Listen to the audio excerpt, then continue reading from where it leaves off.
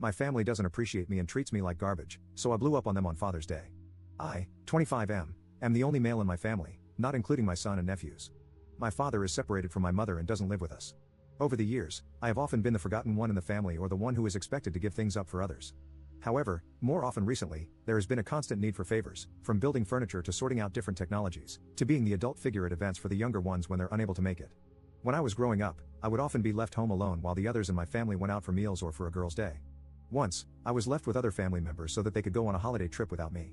I was also expected to wear my dad's old, worn-out clothes, while my sisters got everything brand new, from clothes to big trips. They even had their prom entirely paid for, while I had to stay home during my own prom. So, on to what caused me to blow up. Yesterday was Father's Day. As mentioned, I have a son myself, and since I am the only adult male, I am also the main male role model for my nephews. I do not wish to sound whiny, but this is now the 4th year in a row that I have been completely forgotten about. I'm a simple person, so I do not expect big celebrations or gifts. I just wanted a simple message saying, Happy Father's Day. Now, I would usually be able to ignore this and move on. However, Mother's Day in our family has always been a huge event, with constant gifts, meals, etc. Wishing for a simple message seemed so small in comparison, so I didn't feel like I was asking too much.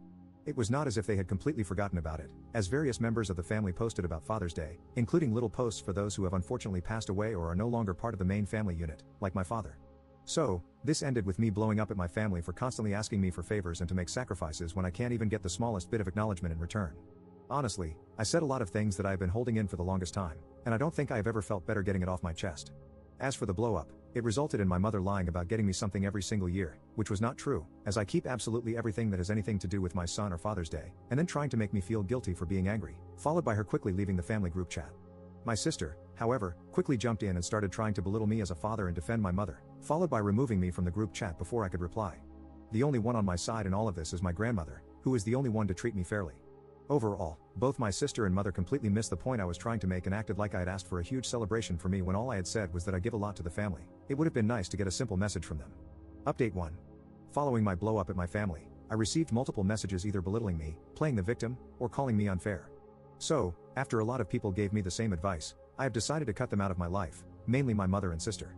I'm still in contact with my grandmother and younger cousins as they have genuinely done nothing wrong and have been on my side. However, my mother has decided to be petty.